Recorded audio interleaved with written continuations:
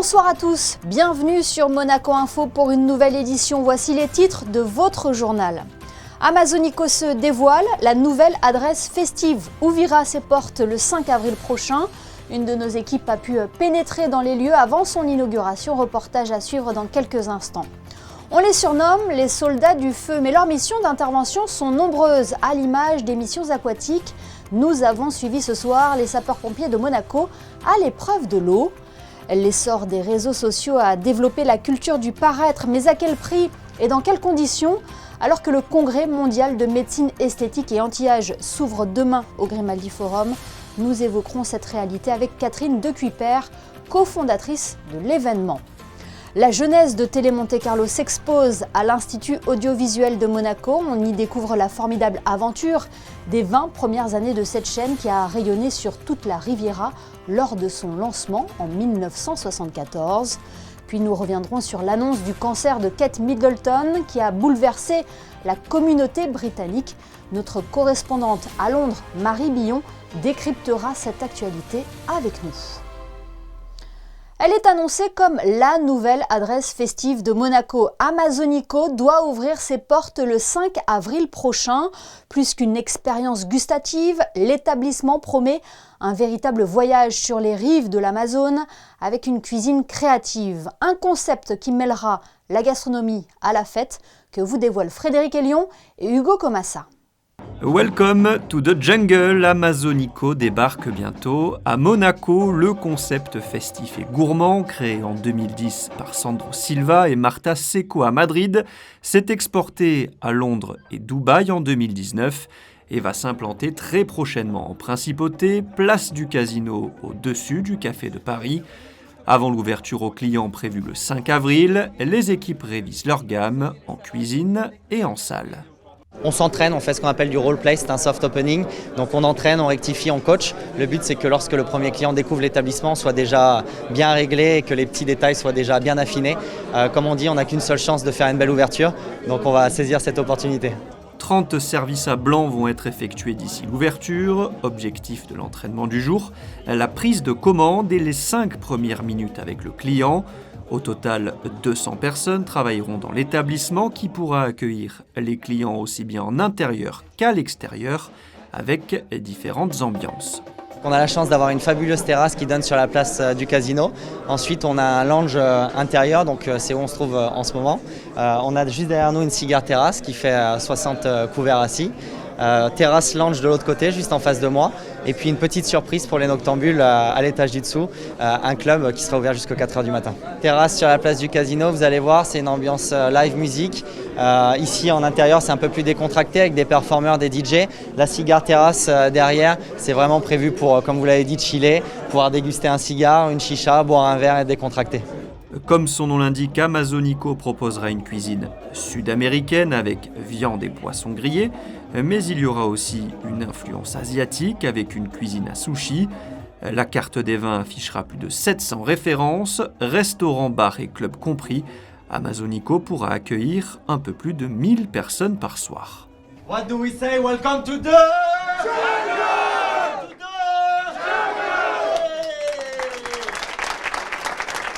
Quand ils ne sont pas en intervention, les sapeurs-pompiers de Monaco s'entraînent pour affronter toutes les situations. Et certains d'entre eux sont aussi habilités à la plongée sous-marine.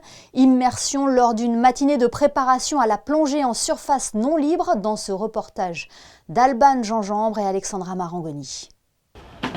Tous les pompiers ne sont pas plongeurs. À Monaco, ils sont 6. Leur particularité, la qualification SNL, intervention en surface non libre, c'est-à-dire dans des milieux où il est impossible de remonter directement à la surface. Les plongeurs sont partis poser une ligne de vie pour une reconnaissance sous la digue. Donc on fait le tour de la digue, on posait le fil.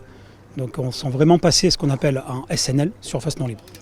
Le port de Monaco a cette particularité d'être en partie construit sur l'eau, un terrain d'entraînement parfait pour les plongeurs. C'est bien pour nous, ça nous permet de nous entraîner.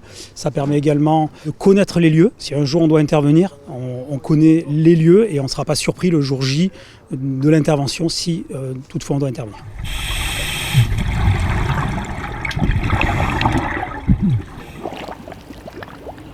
Il y a 2-3 mètres de visie, c'est pas fou. Ouais. Et la longueur totale de la ligne, c'est 60 mètres. C'est bon, nous on note tout et après vous déséquipez et on prend le relais. Les interventions en mer sont d'abord assurées par la police maritime, mais les plongeurs du corps des sapeurs-pompiers peuvent intervenir si besoin, d'où la nécessité de se préparer. Au plus on répète nos gammes, au plus on est entraîné, au plus l'intervention sera facile. Exercice réussi pour aujourd'hui. Et notez que toutes les activités et les missions du corps des sapeurs-pompiers de Monaco sont à retrouver sur son nouveau site internet pompier.gouv.mc. Puisque nous étions en mer, restons dans le domaine avec cet anniversaire, celui de la Confédération mondiale des activités subaquatiques. Elle fêtait le week-end dernier en principauté ses 65 ans d'existence. L'occasion de dévoiler les dernières nouveautés du CIMAS. On écoute sa présidente, Anna Arzonova, au micro de Frédéric Elion. I'm sure that in France and Monaco everybody knows CIMAS because it's the CIMAS was born here, and today we have the 65th anniversary of CIMAS, and today also a special day because we launched the CIMAS TV. It will be streaming, it will be clipping and highlights of the events, as well as archives and the events of the national organizations.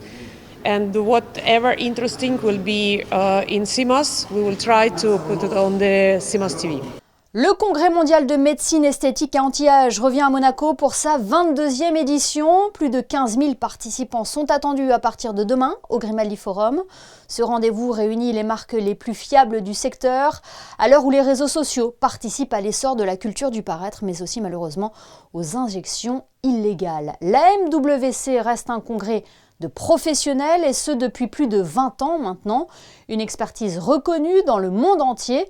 Pour en parler, Catherine Decuiper est en duplex avec nous pour développer cela. Bonsoir. Oui, bonsoir Émilie. Quelles sont les dernières innovations dans le domaine de l'anti-âge et de la médecine esthétique ? Pour cette 22e édition de la MWC, on ne peut pas parler de réelles nouveautés parce que c'est un milieu où il y a forcément des petites évolutions technologiques ou de produits, mais il n'y a jamais de grandes révolutions. On a placé le congrès, on appelle ça les 4 E. On dit que c'est l'expertise, l'évidence, l'excellence et l'engagement. Alors l'expertise parce qu'on fait appel aux plus grands experts du monde, l'évidence parce que toutes les communications, tous les messages qui sont passés sont basés sur une évidence scientifique.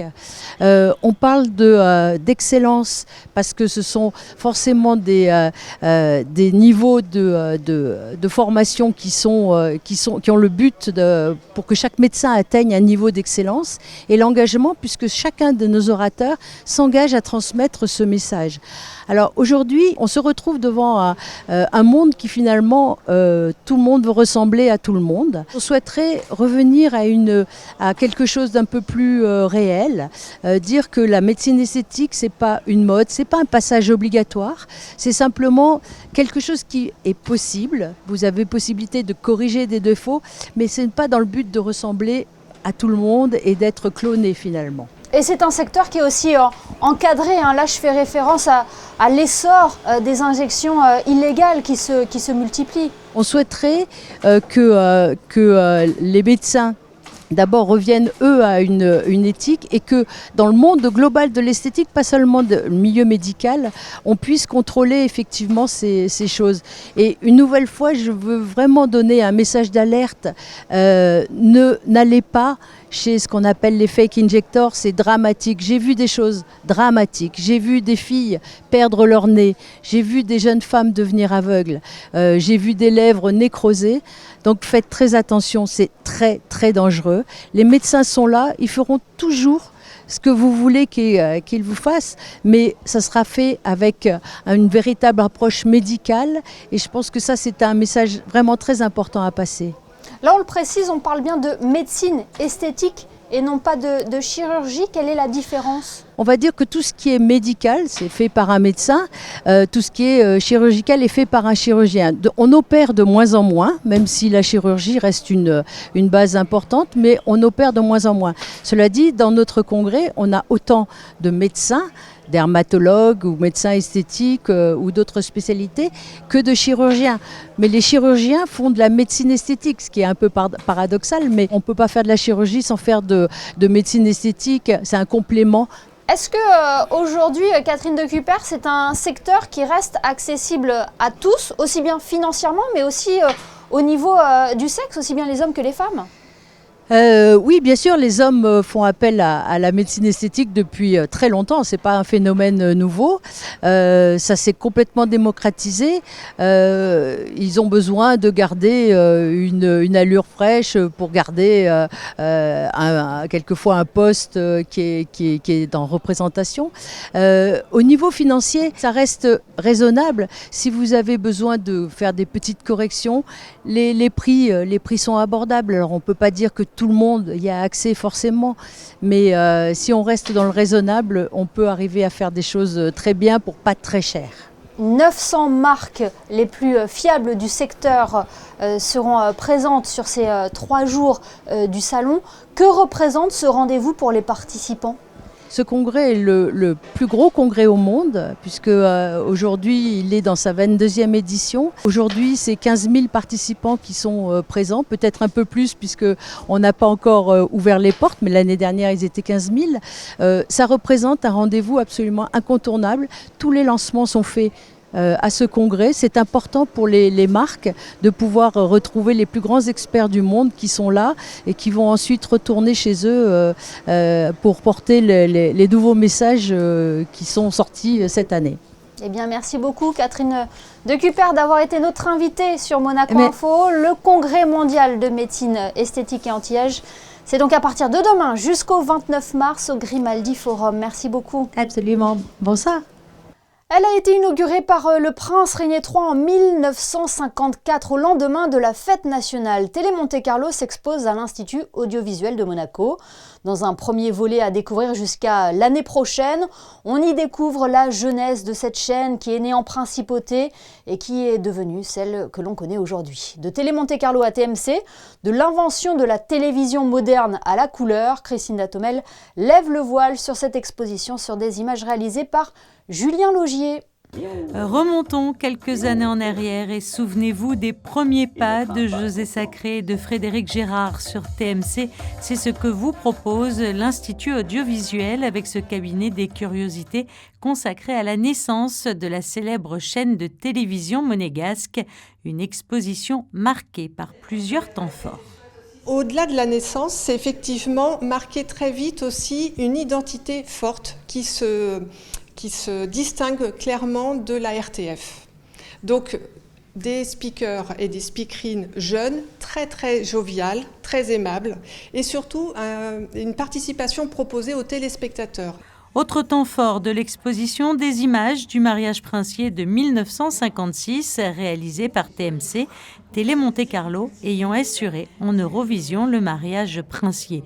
Et même si la plupart des émissions étaient tournées en direct à l'époque, de nombreux films sommeillaient dans les archives de l'Institut audiovisuel, des joyaux présentés également dans ce cabinet des curiosités. Il y a quand même une partie de reportages qui sont effectués en pellicule, donc on en a retrouvé quelques-uns et c'est ce qu'on vous propose de découvrir dans cette exposition, mais aussi des reportages liés à l'actualité sportive. Et la belle surprise aussi, c'est des très beaux sujets sur le cinéma des années 50 et 60. On vous proposera par exemple de découvrir Jeanne Moreau à 29 ans qui est interviewée par un journaliste de Télé Monte-Carlo. En plus de la visite de ce cabinet des curiosités, l'Institut audiovisuel proposera également tout au long de l'année différentes projections. Vous pourrez ainsi revoir par exemple le film qui célébra les 25 ans de règne du prince Régnier III sur TMC à l'époque. Prenons la direction du Royaume-Uni à présent, où l'annonce du cancer de Kate Middleton a mis fin à des semaines de rumeurs sur son état de santé. C'était la première fois que la princesse de Galles prenait la parole depuis son hospitalisation. Pour en parler, notre correspondante Marie Billon est avec nous. Bonsoir Marie. Bonsoir. Cette annonce du cancer de Kate Middleton a créé une vive émotion dans tout le pays, hein. Oui, déjà parce que personne ne s'y attendait. En janvier, quand elle a été opérée, le palais avait bien précisé que ça n'était pas cancéreux. Et comme elle l'a expliqué dans sa vidéo, c'était vrai à l'époque. Et c'est les analyses plus tard qui ont révélé qu'il y avait effectivement présence de cellules cancéreuses. Donc le fond de la déclaration a beaucoup surpris. La forme aussi, voir apparaître la princesse sur ce banc un peu isolée en costume de maman, c'est comme ça un petit peu c'est comme ça qu'on l'a décrite en fait au Royaume-Uni avec ce pull à rayures et ce jean très décontracté. Ça a surpris. On a l'habitude de la voir très propre sur elle, vraiment très chic. Et là, on voyait que c'était une vidéo qui était faite pour montrer l'intimité. Et puis, elle avait très peu de maquillage, voire pas de maquillage du tout. Encore une fois, ce dont on n'a absolument pas l'habitude. Elle paraissait visiblement fatiguée. Et ça a surpris et ça a illustré un petit peu la raison pour laquelle elle a attendu pour faire cette annonce, outre le fait qu'elle est vraiment tombée à 6 heures du soir, heure britannique, c'est-à-dire au tout début des vacances scolaires. Et le but, évidemment, c'était d'attendre que ces enfants ne soient plus à l'école pour qu'ils ne puissent pas être chahutés ou interrogés sur la santé de leur mère. Dans ce message, elle reste très digne, hein. Elle veut rassurer la population tout en ayant aussi une pensée pour ceux qui font face à cette maladie. Oui, alors effectivement, elle a attendu pour faire cette déclaration, donc que les enfants ne soient pas à l'école, certainement aussi de commencer sa chimiothérapie et d'aller peut-être un petit peu mieux après ses premiers moments de chimiothérapie. Et oui, elle a fini son message en pensant à toutes les personnes qui souffrent ou qui ont souffert d'un cancer, en leur disant qu'il et elle ne sont pas seuls. Et c'est ce qu'avait fait aussi le roi Charles III quand il avait d'abord annoncé son opération de la prostate et puis son cancer. La famille royale, vu les problèmes de santé qu'ils ont, il y a aussi Sarah Ferguson, l'ex-femme, l'ex-épouse du prince Andrew, qui souffre d'un cancer aussi, même s'ils sont divorcés, ils vivent toujours ensemble. 3 personnes dans la famille royale, 2 dans vraiment les plus seniors membres souffrent de cancer. Et ils ont été relativement ouverts dans leurs conditions sur cette maladie. Et on a vu qu'il y a eu une multiplication des visites de sites pour la prostate et puis ensuite pour les cancers après leurs annonces. C'est-à-dire que finalement la monarchie avec ses problèmes de santé s'est trouvé une autre raison d'être plus moderne qui est de délier les langues sur les questions de santé, et c'est quelque chose qui est très apprécié et vraiment très salué au Royaume-Uni. Cette annonce intervient, Marie Billon, après plusieurs semaines de folles rumeurs sur l'état de santé de la princesse de Galles, mais aussi sur son couple qui a fait la une des tabloïds, hein. Oui, effectivement, il y a eu toutes sortes de rumeurs qui ont circulé sur les réseaux sociaux depuis des semaines, certaines clairement misogynes, d'autres très intrusives, en tout cas toutes très gênantes pour la famille royale. La presse les a reliées dans une certaine mesure pour ne pas ignorer l'intérêt des Britanniques pour ce qui était en train de se passer, mais les journaux les plus sérieux n'ont pas relayé le fond de ces spéculations. En tout cas, ce qui est certain, c'est que du moment que la princesse de Galles a fait ses annonces, eh bien, tous les journaux et tout le monde s'est retourné en disant « Oh, vous voyez bien, il suffisait juste d'être patient ». Donc, il y a eu une bonne dose d'hypocrisie dans les médias et aussi sur les réseaux sociaux une fois que l'annonce a été faite, parce que vraiment, la princesse de Galles a été victime de trolls, comme on dit vraiment sur les réseaux sociaux, de personnes qui se permettaient des spéculations complètement honteuses et très intrusives sur sa santé, sur, comme vous le disiez, son couple et sa famille.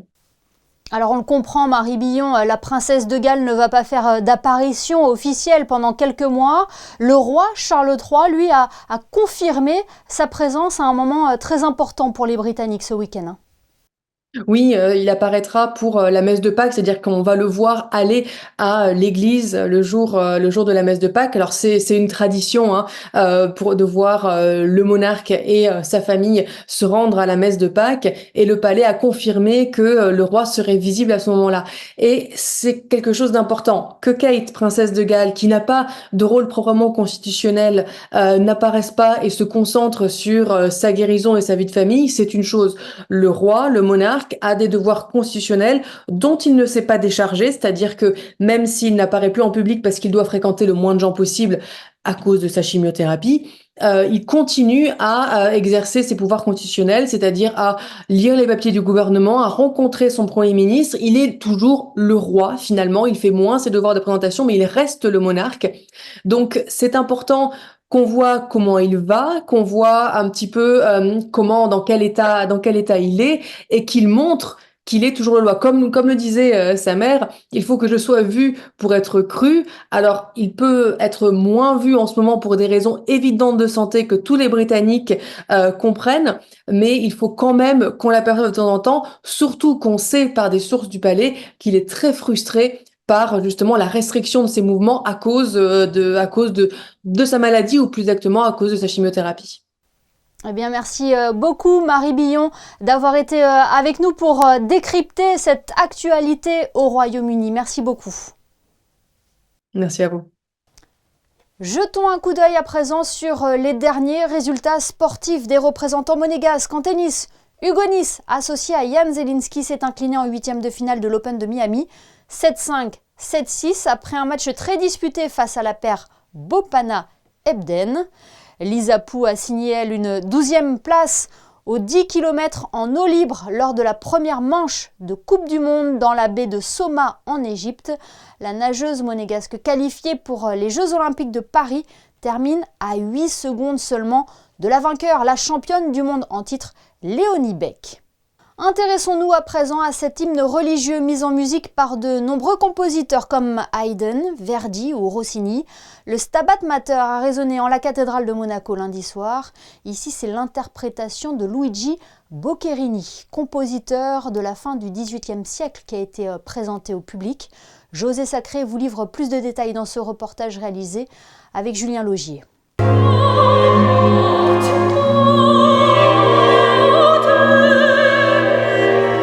Lundi 25 mars, proposé par le diocèse de Monaco et l'Orchestre Philharmonique de Monte-Carlo, une œuvre rarement jouée, le Stabat Mater de Luigi Boccherini, a été donné à la cathédrale de Monaco.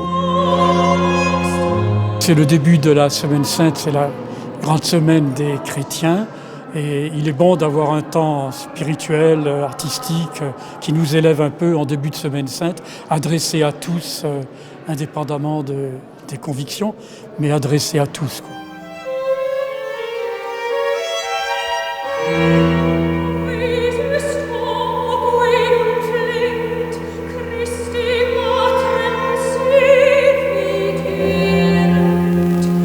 Stefanie Stegger, soprano autrichienne formée au Mozarteum de Salzbourg, était la soliste de ce concert, interprété par 5 musiciens de l'Orchestre Philharmonique de Monte-Carlo, Peter Suss et Nicolas Delclos violon, François Méraud alto, Thierry Amadi violoncelle et Mathias Benzbana contrebasse. Mon Dieu, faut-il que votre fils soit mort en vain ? Quant au texte, extrait du Mystère de la Charité de Jeanne d'Arc, ils étaient dits par la comédienne Juliette de Gênes, la voix française d'Uma Thurman, de Robin Wright et de Cate Blanchett notamment.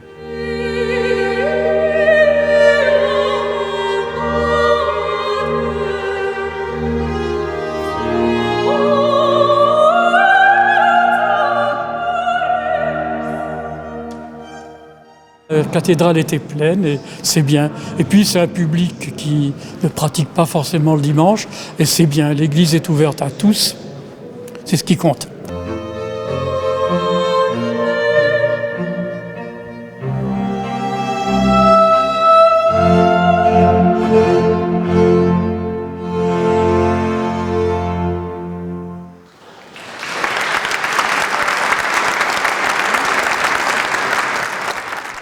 Ce journal touche à sa fin, mais avant de nous quitter, découvrons ensemble les prévisions météo pour les prochains jours. Bonsoir Vanessa Dessy. Quelle est la tendance pour la journée de demain, Vanessa ? Bonsoir Émilie, bonsoir à tous. Peu de changements, même si le soleil pourrait faire quelques apparitions. Les températures seront pratiquement identiques à la veille. Elles iront de 10 à 15 degrés. Le soleil se lèvera à 6h18 et se couchera à 18h52 et nous célébrerons tous les Habib. Merci Vanessa et merci à vous pour votre fidélité. On referme ce journal comme nous l'avons débuté, avec les préparatifs en salle comme en cuisine. Avant l'ouverture d'Amazonico le 5 avril prochain, les photos de ce soir sont signées Stéphane Dana. Bonne soirée à tous et à demain, 19h, pour une nouvelle édition sur Monaco Info.